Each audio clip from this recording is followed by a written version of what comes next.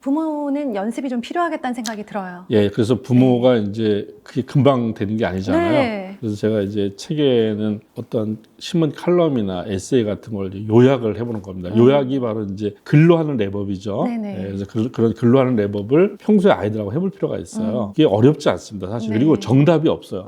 정답을 추구할 필요가 없습니다. 그냥 각자 엄마는 이렇게 요약했고 아들, 딸은 이렇게 요약했고 서로 비교하고 너는 이렇게 봤네, 난 이렇게 봤네, 이렇게 하면 되는 거예요. 그렇죠. 잘하고 못하고가 아니죠. 없습니다. 그리고 네. 그렇게 평소에 하다 보면은 자연스럽게 아이들 이야기 속에서도 거기서 핵심이 발견되고 바로 그걸 얘기해 줄 수가 있는 거죠. 네. 예. 한 몇 년 걸리겠다는 생각이 드네요. 아니요, 그렇진 않아요. 그렇진 않나요? 제가 이제 이거를 그 강의 때마다 많이 얘기를 하는데요. 네. 3번까지 어려워요. 오. 요약하는데 딱 3번까지 어렵습니다. 그래요? 예. 그럼 할만한데요? 3번 네. 정도를 지나고 나면은 네. 좀 즐거워요. 그러니까 약간 이게 재밌는 지적 스포츠가 됩니다. 아이들 없고 부모들 없고 재밌는 지적 스포츠예요, 진짜. 예.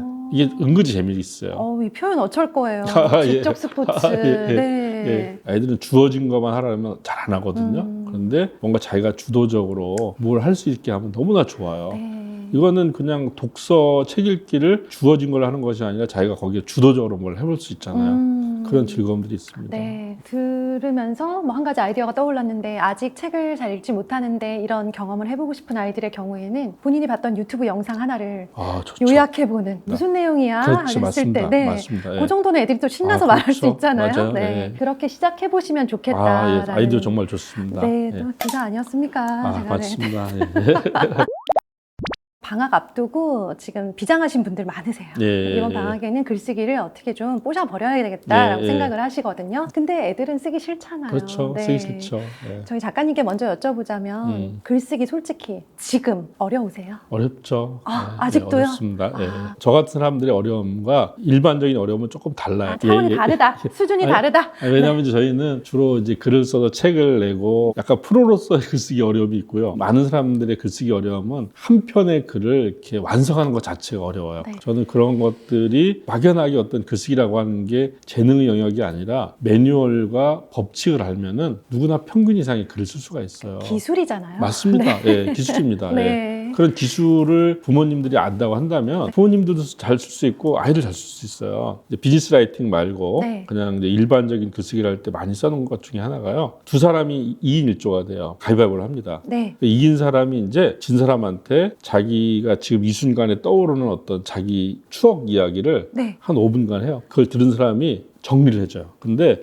여기서 놀라운 일이 벌어져요. 준비를 전혀 안 하고 시작하거든요. 말한 사람 막 중구난방으로 얘기할 거 아니에요? 네. 근데 정리해준 사람이 놀랍게도 논리적 맥락에 맞게 이야기 줄거리에 맞게끔 딱 정리해줘요. 깜짝 놀래 다들요. 예. 그걸 따로 시간을 갖지 않아도. 왜냐하면 우리의 뇌는 어떤 내용들을 이렇게 듣거나 보거나 경험하는 것들을 네. 항상 맥락에 맞게끔 정리하는 그런 본능이 있어요. 본능이에요. 예, 와. 그걸 확인하는 겁니다.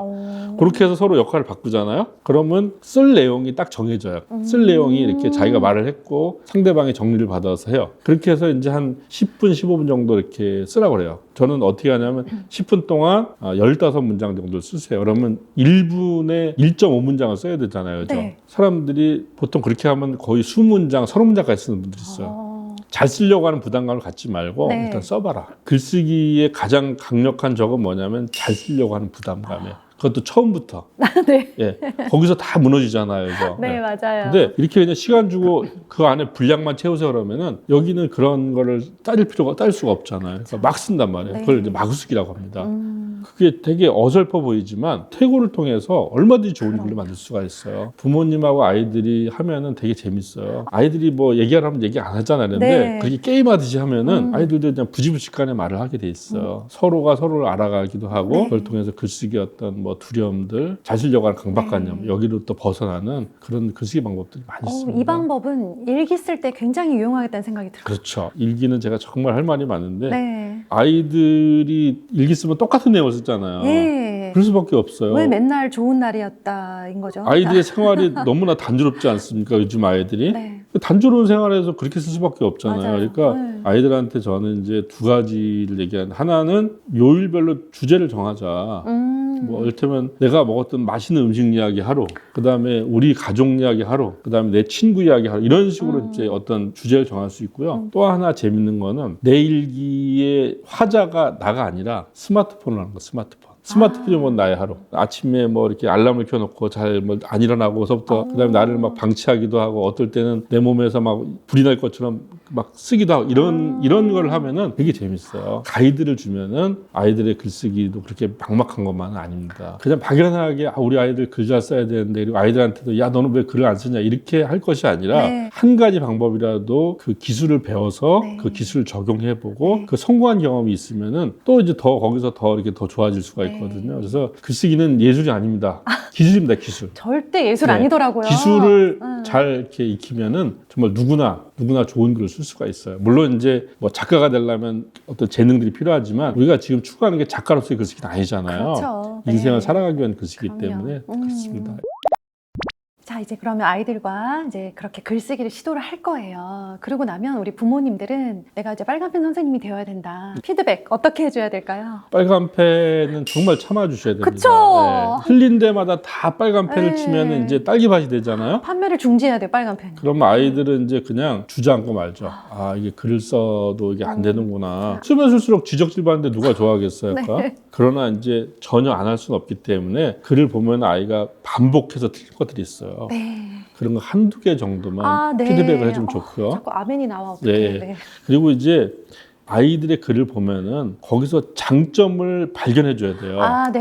네. 어떤 아이들은 보면은 되게 의태어 의성어를 잘 쓰는 아이들이 있어요. 또 어떤 아이들은 이렇게 인물을 잘 묘사하는 아이가 있어요. 그런 걸 발견을 해야 돼요. 조금만 있어도 하나라도 있으면은 그걸 발견해서 그냥 너 글 잘 쓰네라고 이렇게 퉁쳐서 칭찬하는 것이 아니라 구체적으로 하나를 찝어서 칭찬을 해줘야 돼요. 네. 그러면 아이들은 와 정말 내가 이렇게 글을 썼더니 나도 내가 몰랐던 뭔가 이 나의 자랑스러움과 나의 가치가 있네? 네. 이러면 이제 아이들이 계속 글을 쓰겠죠. 그렇죠. 결국 네. 목표는 또 쓰게 만드는 거잖아요. 그럼요. 기술이니까. 맞습니다. 네. 수영 잘하는 법이 뭔가요? 수영 계속 하는 거예요. 그렇죠. 스포츠, 야구 잘하는 법은 야구 계속 하는 거고 네. 글 잘 쓰는 법은 글을 자주 쓰는 거잖아요. 그죠? 그러니까요. 그러니까 글 잘 쓰게 자주 쓰게 만드는 선순환 요거를 만들면 나머지는 그냥 정말 이 엑셀러레이터를 밟지 않아도 가는 그런 자동 주행이 되는 거예요. 네. 자동 주행 모드가 되는 거죠. 본인이 쓰고 싶어서 쓰는 단계까지만 가게 그렇죠. 해주면 그렇죠. 그렇죠. 그때는 본인이 잘 쓰고 싶어지는 단계가 오는 것 같아요. 그렇죠. 네. 예. 글이 본인의 무기가 되고 글을 잘 썼을 때 상당히 유리하다는 거를 아, 그렇죠. 한 중학생 정도 되면 깨닫는 것 같아요. 맞아요. 예, 네. 알아요. 그러니까 실제로 학교 생활 속에서도 네. 이 말 잘하고 글 잘 쓰는 것이 어떤 자기의 유익함이 돌아오는지를 네. 알거든요. 수행평가 네. 점수가 달라지더라고요. 맞습니다. 네. 그리고 관계도 달라져요. 네. 관계에서 되게 주도성이 생깁니다. 말을 잘하는 친구들 중심으로 네. 뭐가 이게 결정이 이루어지게 돼 있어요. 말과 글을 오랫동안 해오신 분이 이렇게까지 말씀을 하시면 이거 진짜란 얘기거든요. 정말 확실한 방법이라는 네, 이야기. 믿어주십시오. 네. 그래서 이제 의심을 좀 거두셔도 될 것 같다라는 저 역시 확신을 얻는 시간입니다. 계속 그렇게 놀이로만 할 수는 없는 시기가 오잖아요. 그렇죠. 예, 예. 기술 들어가야 된다. 예, 혹은 좀 더 체계적인 혹은 예. 좀 더 논리적인 글들을 썼으면 좋겠다라고 생각되는 시기가 예. 아이마다 다르지만 이제 그럴 때 약간 잡아주고 싶을 때가 있어요. 그렇죠. 그럴 때는 어떤 식으로 들어가주면 좋을까요? 대략 한 중학생 정도 되면 이제 이 논리적인 사고들이 필요하거든요. 네. 근데 논리적인 사고라는 게 논리 형식이 있어요. 이 논리 형식이라고 하는 거는 이제 간단합니다. 그러니까 용건, 그다음에 근거, 이유를 우리가 논리 형식의 최소한이라고 얘기를 하거든요. 네. 그 글에서는 이제 글을 쓴 사람이 뭔가 결정 판단, 자기의 결정 판단을 전하는 부분이 있고 결정 판단을 설득하게 하는 부분이 있단 말이에요. 그러니까 이 두 가지만 있으면 논리가 생기거든요. 네. 이 논리를 만드는 제일 좋은 방법이 사실은 신문 칼럼이에요. 그러니까 중학생 정도면은 신문 칼럼을 충분히 이렇게 소화할 만해요. 예. 사설면에 있는 그건가요? 사설보다는 기명 칼럼이 좀 더 좋아요. 왜냐하면 사설은 약간 좀 글이 건조하고 기명 칼럼은 예시나 사례 인용이 많이 들어가서 글이 좀 풍부해요. 읽다 보면 이제 부모님이나 이렇게 읽다 보면 어떤 사람의 글이 잘 읽히는 글도 있잖아요. 네, 네. 그 사람의 글만 집중적으로 하면 돼요. 그러니까 그 인터넷에 찾아가지고 부분 칼럼 쭉 출력해서 아이하고 이제 해보는 거예요. 해보면은 아이들이 이제 그거를 그냥 글로 써도 되고 그냥 펜을 들고서 각자 용건 찾아보고 근거 찾아보는 거예요. 그러면 대부분 용건은 이제 한 부분으로 정리가 되고요. 네. 근거는 보통 한 서너 개가 나와요. 야, 이 사람은 요거를 설득하기 위해서 이렇게 통계를 제시했네? 왜 통계를 제시했을까? 통계, 사람들은 숫자로 얘기하는 거에 대해서 되게 신뢰를 하겠지, 그지? 네. 여기는 또 자기의 경험을 이야기했네? 경험을 얘기하면 되게 진정성이 높아지겠지. 그러니까 이런 걸 이제 아이들하고 이렇게 놓고서 표시해가면서 서로 얘기를 하는 거예요. 저는 이제 독서를 우리가 다독 빨리 읽으라고만 할 뿐이지 읽지만 남는 게 없잖아요. 네. 그냥 다 이렇게 흘러가요. 작은 글을 하나 읽어도 그렇게 그 글에서 어떤 논리적 구조를 발견하게끔 해주면 독서가 달라지죠. 책이 재미없는 이유는 내가 그 내용을 장악하지 못했기 때문에 재미가 없어요. 바로 그런 훈련을 하기 위해서 신문 칼럼을 갖고 하는 게 정말 좋다고 너무 생각해요. 좋네요. 예. 저희 중학생 아들이랑 해봐야 되겠다는 생각이 해보세요. 들어요. 예. 저희 애들도 다 중학교 때 했었어요. 아, 중학교 때요? 네, 했는데 재밌어요. 특급 재밌고 비법이네. 네. 그 아이의 또 특성이 이렇게 드러나니까 어떤 애들은 뭐 뭘 이렇게 좋아하는 거가 경향성이 이제 드러나게 돼 있어요. 약간 취향 따라 고르나요? 맞아요. 네. 그럼 이제 그걸 파악하는 데도 도움이 됩니다. 글 똑같은 걸 보고도 다른 걸 다르죠. 찾아내는 그렇죠. 거죠. 네. 네. 그리고 이 방법이 너무 좋은 게 결국 아이의 글쓰기에 반영이 될 것 같아요. 맞습니다. 네, 예. 애들은 읽은 대로 흉내 내잖아요. 그렇죠. 말하기에도 다 반영이 됐죠. 네, 예. 그래서 용건을 말하고 근거를 들어서 이게 설득을 하는 이 방식 자체를 말하기와 글쓰기에 적용하는 날이 오겠다. 그렇죠. 예, 조급하지만 않으면 오겠다. 예, 이게 어렵지도 않고 너무나 쉬운 거거든요. 신문 칼럼은 정말 인터넷 들어가면 널려 있잖아요. 그럼요. 이게 너무나 단순해 보이지만 이걸로 인해서 아이는 이제 전략적 사고라고 하는 덤까지 얻게 돼요. 네. 어떤 글에서 이 사람이 뭐 통계, 인용, 비유 이렇게 쓴 거가 다 전략이에요. 설득하는 전략이란 말이에요. 아, 설득하려면은 이렇게 작전을 짜야 되는구나. 이렇게 아이들이 알게 됩니다. 전략적 사고에도 아주 좋은 그런 방법입니다. 그렇죠. 초반에 우리가 기업 이야기를 했는데 결국 기업에서 쓰는 보고서나 기획서도 상대 업체나 그렇죠. 네. 임원들을 설득하기 위한 맞습니다. 글쓰기잖아요. 그렇죠. 네. 결국 거기까지 또 연결이 된다라는 그렇죠. 생각이 맞습니다. 듭니다. 예. 자, 그러면 마지막으로 우리 슬초 공식 질문이 있는데요. 예. 제가 들어보니까 이제 저자님 말하기도 좋아하시고 잘하시고 글쓰기도 좋아하시는데 글쓰기에 대해서 조금 더 진심이신 것 같아요. 예. 네. 작가님께 글쓰기는 어떤 건가요? 저에게 글쓰기는 뭐 인생의 대부분이죠.